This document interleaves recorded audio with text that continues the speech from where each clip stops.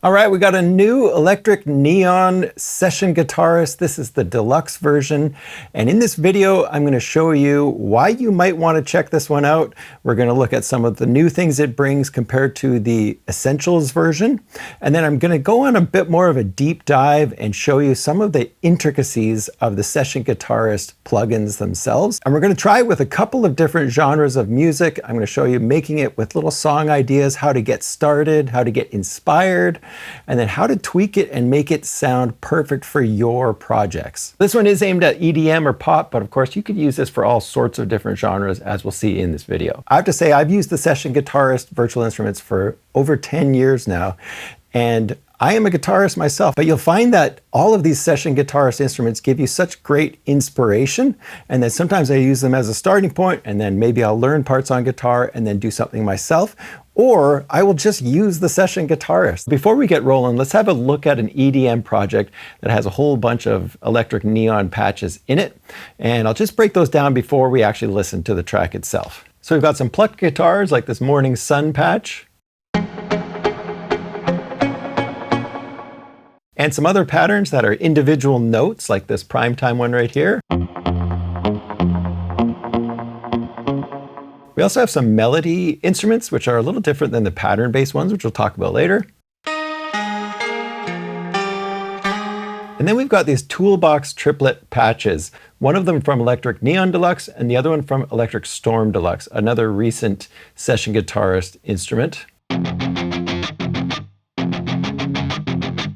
And then we've got a bunch of other patches to sort of fill out the song. So let's have a look at this whole song all together.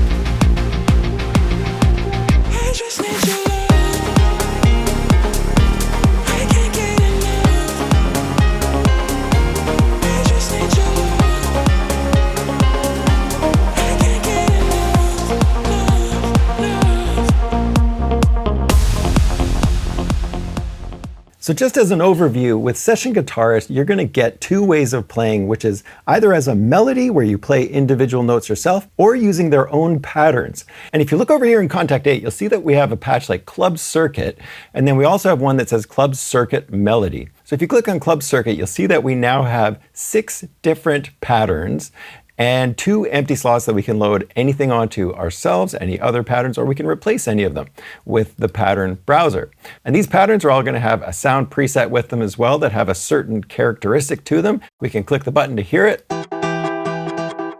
If we want to actually play notes, we've got to choose the melody patch. So if you double click on the melody one, you'll see that in the first 4 slots, we have the ability to play individual notes. And then on the next 4 slots, we actually have some patterns as well. The difference with this one is you're going to have to use a key switch like this F right here. It'll switch to that pattern, but as soon as you let go of the keyboard, it'll switch back to the melody played instruments. So I could have a pattern like this one right here, or I could play individual notes. So right now it's set to muted. I could set that to open.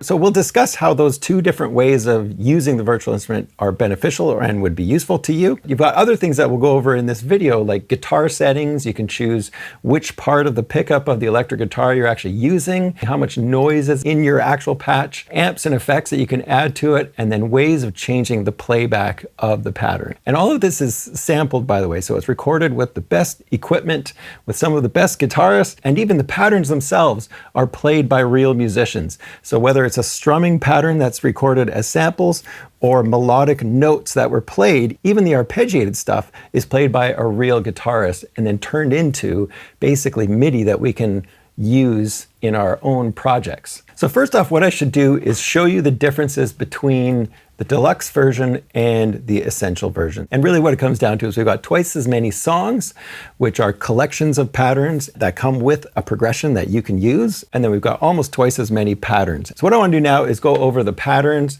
the song settings. Here's a little idea with 2 instances of Electric Neon Deluxe.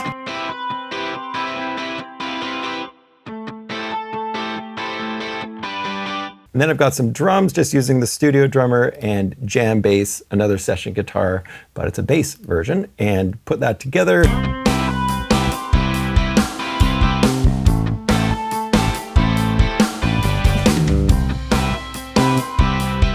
This first patch that we've got is called Calling Jesse. This one comes with 4 different patterns as well as 2 crescendos that give the ability to build up as the song gets going. Over on the left-hand side in Contact, we can see all of the different presets. You can click on those to listen to them, or you can do it right from inside Session Guitarist. And we can start listening to the presets. If I go over to song 32, this is where the new ones all start.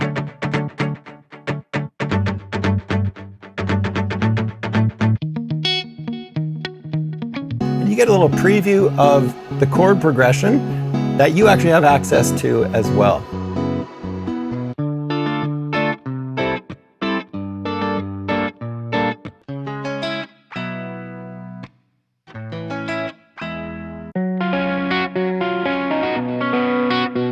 So we're going to go over to this Calling Jesse one. So this one was recorded at 132 beats per minute, but you can slow them down and speed them up within reason. We get the 4 patterns, and we can see that this little icon shows you that they're strumming patterns. If I click on another one like this one right here, we can see these little steps, and those steps show you that that is an arpeggiated patch. So if I play this one, we can hear that's arpeggiated, and if I play this one, we can hear it strummed up and down. If I play major versus minor, we can hear that it's actually changing for us. One of the great features of Session Guitarist instruments is this little voicing thing. So if you're not a keyboardist, what you can do is use one of these voicings here, and it's going to add notes to it as if you're playing more complex chords. So as I change the voicings, they get simpler or more complex. If I want a major versus a minor chord, all I have to do is play 2 notes. So the first note of the chord and the third of the chord. And that's what distinguishes major versus minor. So if that's all you knew, I could get away with playing something like a C major chord to an A minor to an F major. Now let's go to F minor and see what happens. That whole time, all I'm playing is 2 notes, the root and the third, and choosing whether they're major and minor, and these voicings are taking care of all of the rest for me. The other thing I should say about the voicings over here is if you just turn this off or as played, that means that this pattern right here is going to use exactly the notes that you play on the keyboard. So for me as a keyboardist, I usually use that setting, and I'll go and just set off right here globally for all of these patterns. So they're all set to off. Now I can just choose whatever notes I want. And then up top, it's going to even show me what chord I'm playing. So let's try a James Bond chord. And as I play it up or down the keyboard, you can hear it going up or down the guitar. Another thing I should mention is the fact that you've got progression right here, so you can just click that and hear that pattern.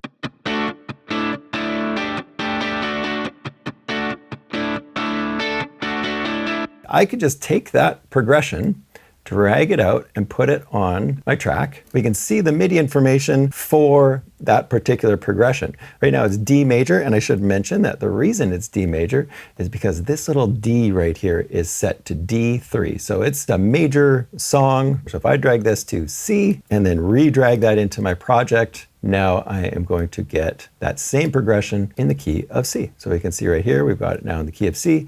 And if I wanted to make that C minor, all I have to do is change that third. So I'm going to take that down to an E flat. So now I'm triggering that pattern. I'm making the chords my own. I can take the notes, especially if it's set to as played, and I can take any of the notes and change them to whatever I want. So let's take that up a little bit. and then maybe make it even more complex.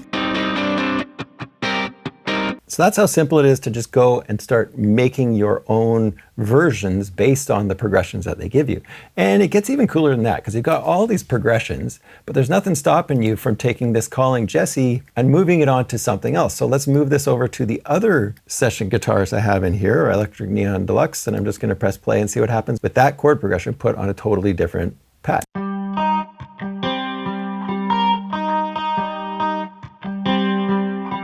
Right? So all of those progressions could be used in different songs. So you might choose one preset because you like the progression, but then go and use totally different session guitars patches with those same notes. And then let's just go add some drums to that.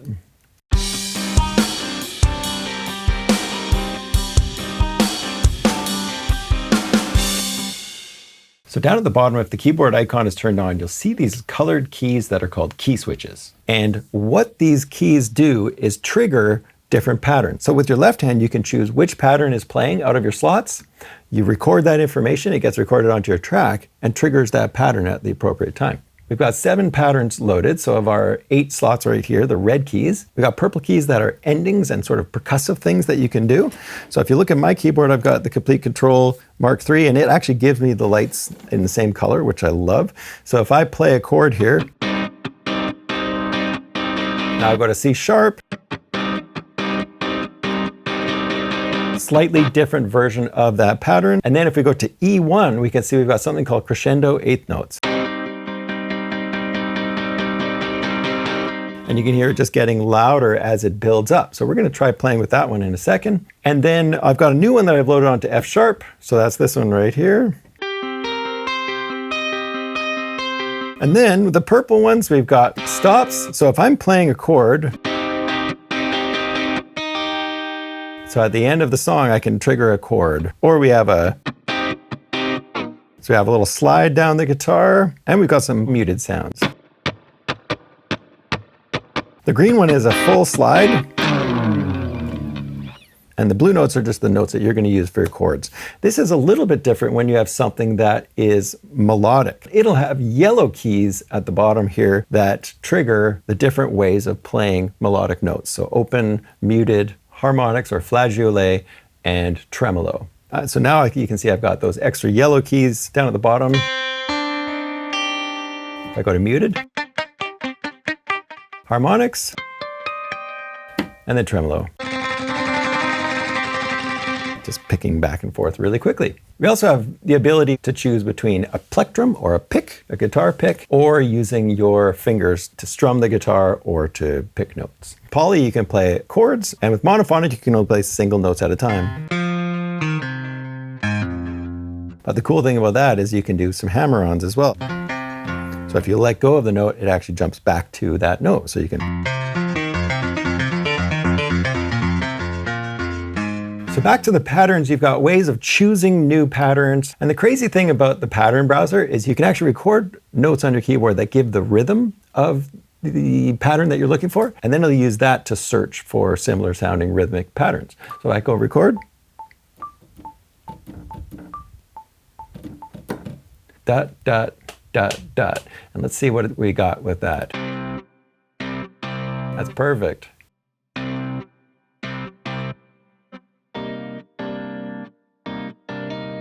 So I want to show you one more little trick here to get us into, say, the chorus of this little song idea. So I'm going to press play.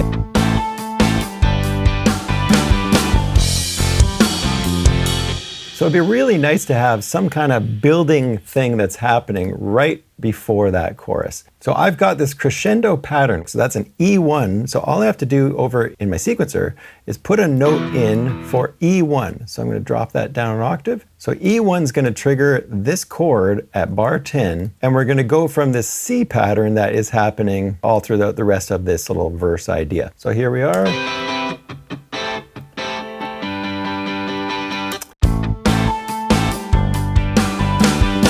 And that sounds really good, actually. That crescendo building up is perfect. Some of your patterns don't get the message soon enough. So what I like to do is work with everything quantized. So everything is quantized as I'm working on it here.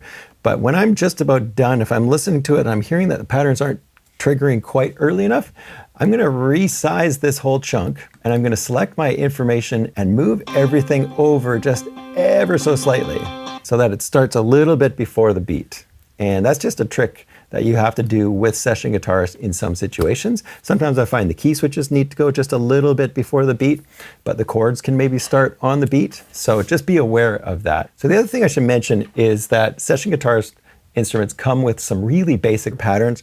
And in this case, they're just calling them like sixteenths. And you can just load those in. And sometimes that's all you need for a certain section of a song. You just want it to be just strummed on the downbeat or muted or triplet kind of feel. And so all you have to do is load those ones in. And here you can see that it is twice as fast as it should be. So it's a good time for me to go over to these playback settings right here. This gives you the ability to change the tempo of your patterns. So I want to take this to halftime. So if you have that situation, anytime it comes up, you know, where your project is at one tempo, but really it's more like a halftime, set it to half right there. And the same thing goes if you're going the other way around. It's like you want a pattern that's really fast, 120 beats per minute, but your song's at 60, then just double it right here. Latch mode just means if a chord ends, it's going to stop within a quarter note. So sometimes what you have to make sure you do is with your patterns, make sure you put a stop on it. So remember I was mentioning that the stop is one of these purple keys. We're going to sync our patterns to the host, that's Cubase. And then up here, we've got things like humanize. We can make things a little sloppier. We can add a swing, which we'll do in a different song idea. You can change the feel of it. So you can accent the downbeat or the offbeat. And we can also adjust the timing a little bit before or after the beat. So now we go back to our 16th pattern, and this is all we get. And there's our chord at the end. Don't forget about choosing some of those more simpler patterns. Okay, so speaking of swung, I've got a little idea here that I'm going to start from scratch, showing you how I made these patterns fit the song idea a little bit better. So what I've got in here is Sweat and Sorrow and Palms and Neon. So that one sounds good. It's already swung. So if I click on it, we can see that the swing is set to, you know, somewhere around 70%. But if I want full swing, all I gotta do is crank that up to 100%. And now that's gonna go really nicely with my little drum pattern that I've got. So this little Palms and Neon, let's listen to that one. Doopy doo dit. You can hear that that is not swung. So we go to playback, crank up the swing to 100%. Everything else.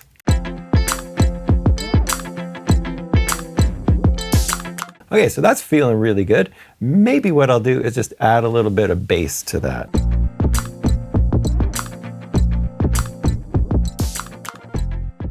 So I've got this patch called Perfectly Late. I'm going to do some simple arpeggiated chords.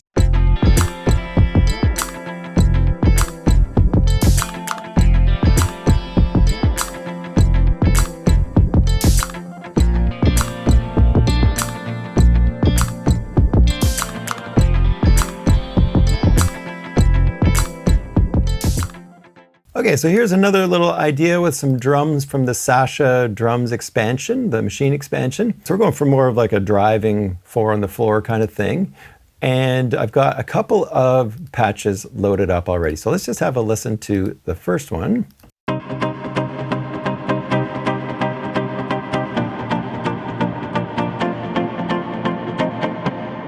And then another patch here that is a melody instrument. What I've done with this little note down here is triggered a slide. So if you listen to these notes, slides up, bring, very subtle. So if I move that note higher, you're sliding up to that note. So that one little key switch right there, which is the B, is triggering that little slide. Now would probably be a good time for us to look at some of the ways of changing the sound of a patch. So right on the main page, you do have this sound preset, and most of them are linked to a song. So when you load up a song, what you're gonna load is a set of patterns or a set of patterns and some melody notes and a sound preset in the background. And the sound preset's gonna have all of these other things that we have in Session Guitarist, like the guitar settings, the amps, and the effects. If you really like the sound of, say, this one patch right here, turn off this link to song And then now what happens is as you load up different songs, you're going to stay with this background preset. What kind of presets do you have? Well, you can see them grouped as DI, so straight through. Now we've got clean going through a clean amp of some sort, crunchy, modulation, and then spacious and deluxe down at the bottom. So if I click on the guitar settings, here is where we can go and change things like the bridge pickup, the middle pickup, or the neck pickup, the one that's closest to the neck. So on electric guitars, changing the pickup really does change the sound of the guitar. So if we start with the bridge, we get quite a bright sound. We go to the middle and the neck, we're going to get a little bit warmer. So we also have the DI signal, and we've got a mic, which is actually kind of a unique one to Session Guitarist. This is actually the sound of the strings with a microphone on the sound of the strings. But if you add more of that mic, that can go through all of your effects as well, as you're hearing right there. So it just adds a little bit more mechanical sound to your electric guitar, almost as if you're in a room with an electric guitarist and hearing their actual electric guitar as well as the amp. And then we've got things like how short or long are your muted notes.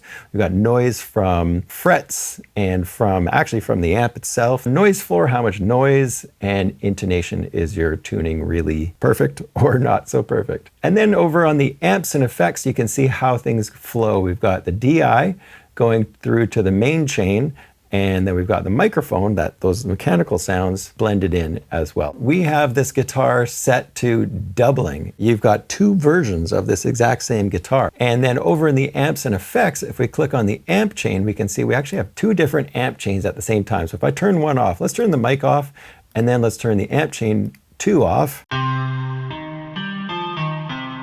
And let's listen to amp chain 1. A lot warmer. And then if I go to amp chain number 2, that's where we're getting really bright sound. So if we want a bit less of that one, we can just turn it down a bit. And each of these chains can have their own effects on it. So we can see amp chain 2 has this replica and a reverb on it, and our main chain has all of the other effects. So we've got some EQ, overall EQ, so I can go and turn down the high frequencies a little bit. So let's add another amp that we're running through here to get some more distortion. I'm going to push up the gain. What happens if we put this into our song?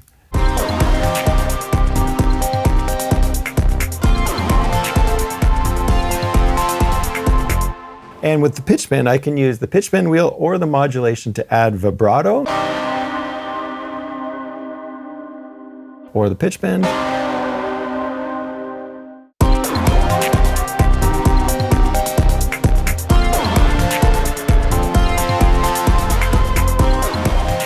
Another thing I should mention about pitch bend is if you have a pattern like this one right here, if you push the pitch bend up, it gets more intense. If you pull it down, it gets just a little bit more subtle. So next thing I want to show you is just how to end a song. So we're going to take this first idea. What I've got in there already is I have a little stop that's happening. So that's what this G sharp 1, or it's A flat. If I just hit it hard, it just cuts it right out. And if I hit it softly, it does a nice chord for me. I'm going to put this at the end, and then let's do the same thing with this All I Have patch. That last strum, a little bit before the beat. We're going to cut that off at bar 36 right there. And then we're going to do the same thing with the bass. And we're going to let this one ring out to bar 36 as well. And then we're going to put a little drum hit at the end just to hear what that would sound like. And let's have a listen.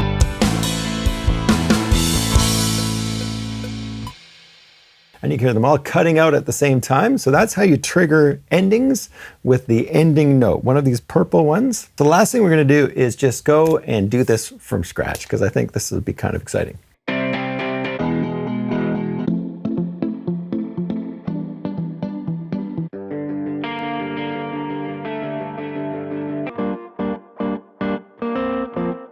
I really like that. So we're going to double click on that one. So we're going to set the key to, let's do A, and then we're going to drag that onto our track, starting at bar 3. Let's go over to our drums. Okay, so let's slow this down a little bit. I think more like 110 will be nice. And then we'll go find one more guitar patch that could go with this. And all I'm gonna do is take that chord progression, copy it right down onto the new one, and then see if we can find something that just works with it right away. I can literally just double click on different ones over here and see what happens.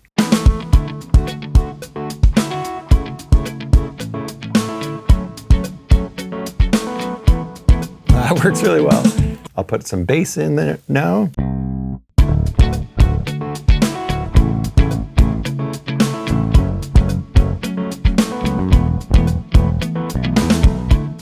Okay, so one more dopamine patch.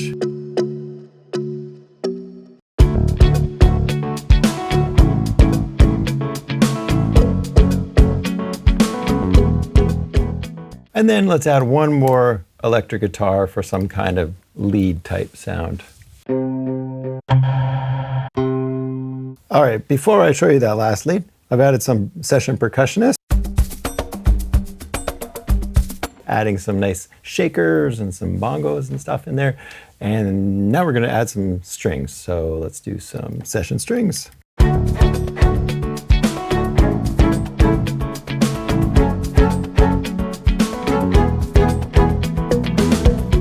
And then now let's just play it out with this bright hall. I've got it set to open. And then maybe we'll set it to finger. Get it just a bit of a mellower sound. So now I'm just gonna play this out. I can't say enough good things about session guitar instruments. I've been using them for over 10 years professionally and personally, and this one is no exception. It's gonna be a great addition to my library and to other people's as well. So thanks for watching the video. Here we go.